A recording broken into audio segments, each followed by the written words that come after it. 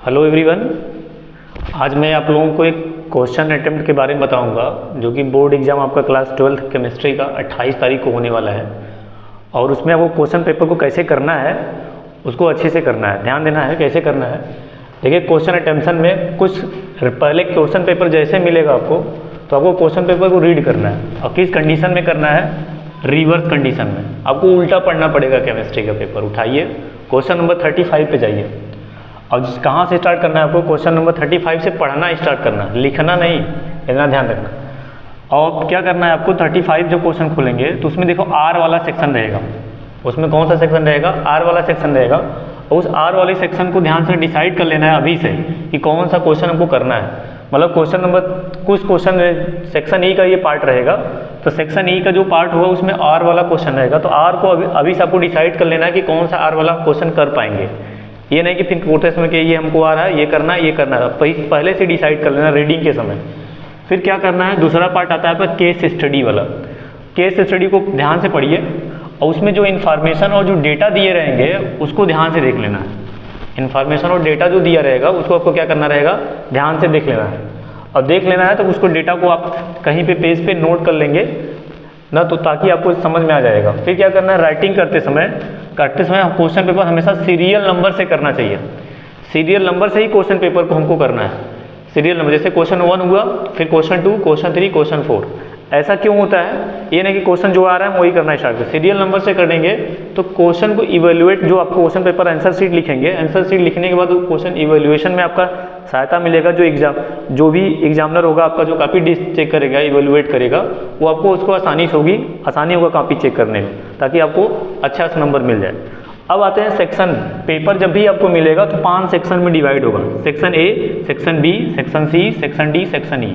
5 section में paper रहेगा, जिसमें से सेक्शन ए आपका एमसीक्यू क्वेश्चन और असर्शन रीजन से क्वेश्चन रहेंगे। एमसीक्यू और असर्शन रीजन से क्वेश्चन दिए जाएंगे। तो एमसीक्यू असर्शन रीजन में ध्यान रखना है, सारे क्वेश्चन 1 मार्क्स के होंगे। सेक्शन बी आपका 2 मार्क्स का होगा, सेक्शन सी 3 मार्क्स का, सेक्शन 4 जो होगा आपका 4 मार्क्स होगा, जो केस स्टडी वाला प्रॉब्लम होगा, कंप्रिहेंशन टाइप के जो क्वेश्चन आते हैं। और सेक्शन ई वाला जो होता है आपका 5 मार्क्स के क्वेश्चन होंगे, जिसमें आर वाला डिसाइड होगा। आर वाला आपको क्वेश्चन करना रहता है। तो आपको पहले से डिसाइड कर लेना रीडिंग के समय, क्वेश्चन पेपर को रीडिंग समय ही डिसाइड कर लेना है कि कौन सा हमको आर वाला सेक्शन करना रहेगा।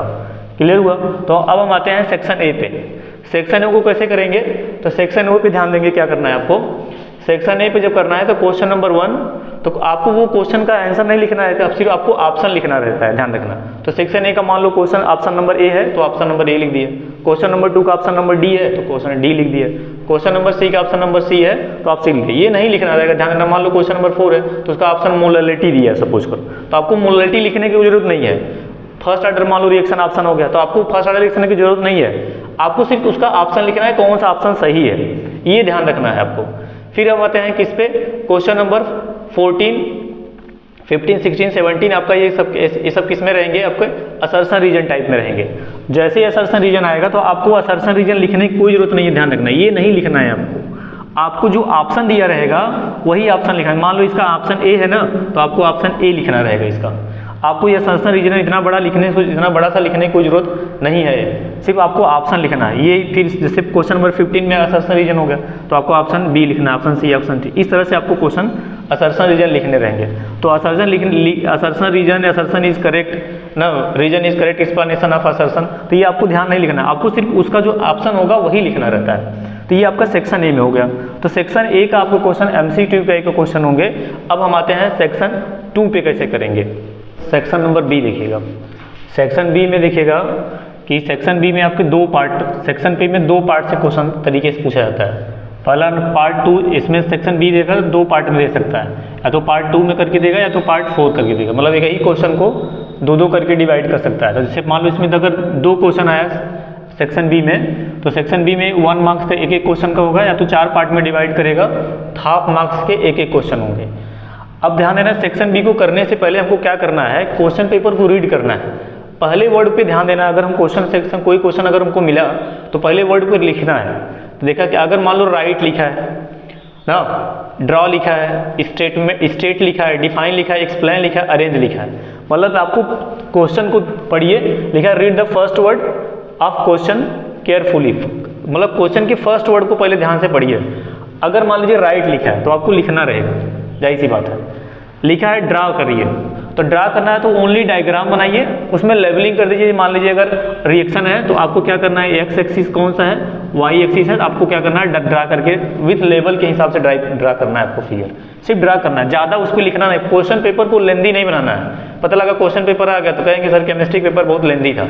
लेंदी आप खुद से कर दे रहे हैं, आप बहुत ज़्यादा जो कह रहा है वो लिखना है, आपने ज़्यादा लिख दे रहा है। अब जब ज़्यादा लिखेंगे तो टाइम ज़्यादा लगेगा, तो आपको लगेगा कि भाई क्वेश्चन पेपर लेंदी आ गया, तो लेंदी आपको नहीं करना है। अगर स्टेट लिखा है क्वेश्चन में, पहले वर्ड में अगर स्टेट लिखा है, सिर्फ आपको स्टेटमेंट लिखना है। जैसे मान लीजिए हेनरी लॉ दे दिया, हेनरी लॉ का आपको क्या लिखना है, स्टेटमेंट लिखना है, उसके विषय में ज़्यादा डिटेल नहीं देना है आपको। सिर्फ स्टेटमेंट पूछा है तो फिर स्टेटमेंट लिख के खाली हो जाइए, ज़्यादा बहुबात उसमें मत लिखिए। अगर डिफाइन के लिखा है, ओनली डिफिनीशन पे ध्यान दीजिए, सिर्फ डिफिनीशन देखिए, डिफाइन राउट्स लॉ।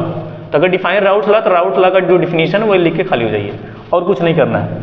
अगर एक्सप्लेन किया है, अगर एक्सप्लेन दिया गया तो एक्सप्लेन करना है, तो आपको सिर्फ एक्सप्लेन करना है। अगर रीजन पूछा है तो रीजन देना है, अगर वाई हाउ कैसे पूछा है तो आपको रीजन के साथ देना है। अच्छा, कोशिश करिएगा उसमें टेक्निकल वर्ड है, क्यों क्या रीजन था उसका बढ़ने का।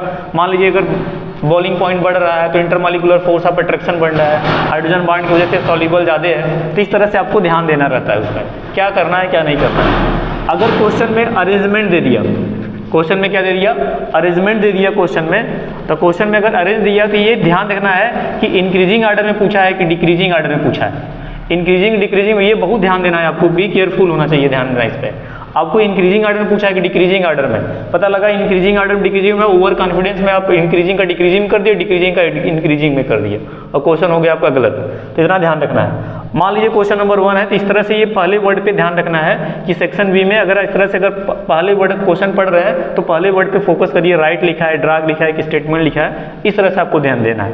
मान लीजिए क्वेश्चन नंबर आप क्वेश्चन नंबर बी कर रहे हैं, क्वेश्चन नंबर मान लो 20 आपका है, उसमें आर वाला ऑप्शन दिया गया। अगर आप आर वाला आपको आ रहा है क्वेश्चन का आंसर, तो आपको आर लिखना, क्वेश्चन नंबर बी लिखिए, उसमें आर जरूर लिख दीजिएगा, ताकि जो एग्जामिनर होगा आपका, काफ़ी जो इवेल्युएट करेगा वो आपको वो समझ में आ जाएगा कि काफ़ी लड़का बच्चा कौन सा किया गया है, कौन सा आर वाला किया कि विदाउट आर वाला। तो आर वाला अगर आप कर रहे हैं तो वहाँ पे आर कॉपी पे जरूर लिखिएगा, मस्ट है, लिखना जरूरी है, इतना ध्यान रखिएगा। अगर मान लीजिए क्वेश्चन आपका 21 नंबर मान लीजिए न्यूमेरिकल आ गया, तो आपको रफ करने की जरूरत नहीं है, पीछे रफ करना है, ऐसा नहीं करना है। आप उसे जैसे मान लीजिए आपका ये पेज है, पेज पे क्या करना है, एक रफ ऐसे लाइन खींचिए। अब इस रफ के साइज को आप बड़ा भी कर सकते हैं, छोटा भी कर सकते हैं। तो लाइन खींचिए, यहाँ पे लिखिए रफ, तो रफ लिखना आपको, जो कैलकुलेट करना है। अगर क्वेश्चन में फार्मूला है तो आप फार्मूला जरूर लिखिएगा, फार्मूला लिखिए, फिर उसके बाद पुट द क्वेश्चन के जो वैल्यू दिया वो पुट जरूर करिए, फिर कैलकुलेशन करिए।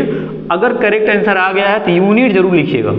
अगर यूनिट नहीं लिखते हैं तो नंबर जान लीजिए हाफ मार्क्स कट जाएगा। अगर मान लीजिए आपका आंसर सही नहीं आया तो कम से कम फार्मूला, पुट द वैल्यू ये तो सही रहेगा, कैलकुलेशन तक सही जाएगा, तो आपके कुछ मार्क्स इसमें मिल जाएंगे न्यूमेरिकल करते समय।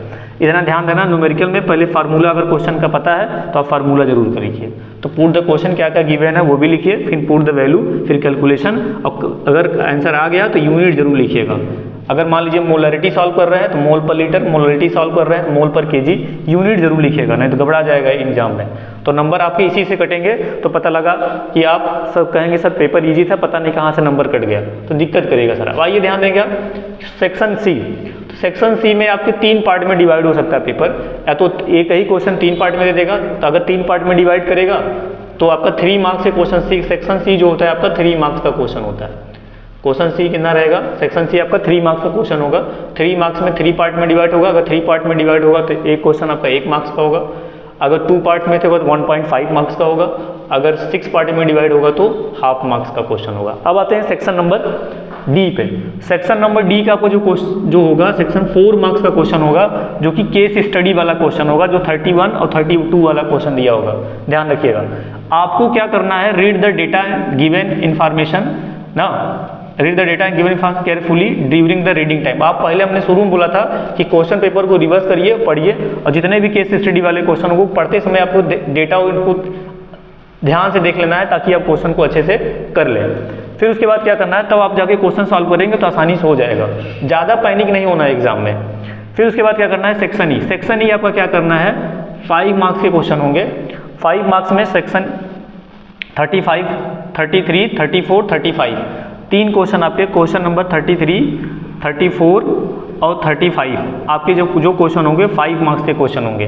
हमने बोला क्वेश्चन 2 में जो होगा चॉइस वाला ऑप्शन होगा और वाला करना है। अगर और दिया है तो अगर मान लीजिए क्वेश्चन नंबर 34 का और करना है तो आप जरूर ब्रैकेट में लिखिएगा कि मैं और वाला क्वेश्चन कर रहा हूँ, नहीं तो बाद में दिक्कत हो जाएगा। तो रीडिंग टाइम पे डिसाइड कर लेना है कि हमको कौन सा आर वाला सेक्शन आ रहा है, इतना ध्यान रखिएगा।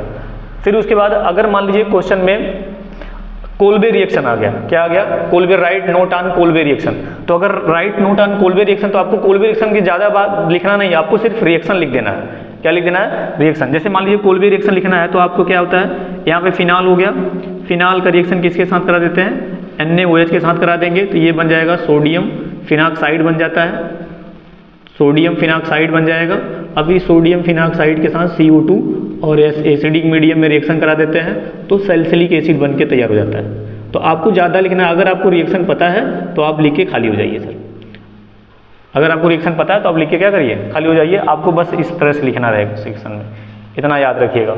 अच्छा, अगर मान लीजिए क्वेश्चन में केमिकल डिस्टिंग्विश करने के लिए दिया, क्वेश्चन में डिस्टिंग्विश करने के लिए कैसे डिस्टिंग्विश करेंगे? प्रोपेनोन और प्रोपेनल, प्रोपेनोन और प्रोपेनल को डिस्टिंग्विश करना है तो डिस्टिंग्विश कैसे करेंगे इतना याद रखना। तो आपको ध्यान देना, ये टॉलेंट टेस्ट नहीं देता, ये टॉलेंट टेस्ट देता है, ये हेलोफॉर्म टेस्ट देता है, ये हेलोफॉर्म टेस्ट देता है, ये नहीं देता है। तो आपको ध्यान रखना है, इस तरह से लिखना है। जैसे मान लीजिए हेलोफॉर्म टेस्ट देगा तो हेलोफॉर्म टेस्ट में आपका क्या लिखना है? NaOH। ऐसे नहीं लिखना है कि will give the haloform test, will not give the haloform test, ये लिखना नहीं है, नंबर नहीं मिलेगा। ध्यान रखना, आपको क्या करना है? I2 लिखना है। तो ये अगर हेलोफॉर्म टेस्ट देता है तो आप यहाँ पर लिखेंगे येलो प्रेसिपिटेट, येलो प्रेसिपिटेट दे रहा है। क्लियर? फिर अगर ये नहीं देता है तो आप लिखेंगे NaOH और प्लस I2 के साथ रिएक्शन करा देंगे तो लिखेंगे do not give yellow precipitate, do not give yellow precipitate. इस तरह से आपको क्या लिखना है? LOPPT। इस तरह से आपको लिखना रहेगा, इतना ध्यान रखना है ताकि आप जाके क्वेश्चन क्या कर लें, क्लियर कर लें। तो that's all my side. I hope आप समझ गए होंगे क्वेश्चन पेपर कैसे करना है, लेकिन यहाँ ध्यान रखना है कि आपको पेपर को रिवर्स कंडीशन में पढ़ना पड़ेगा और रिवर्स कंडीशन पढ़ करके जितने भी केस स्टडी वाले क्वेश्चन होंगे ना, ताकि आपको एकदम अच्छे से डिसाइड हो जाए। Thank you, best of luck, all the best.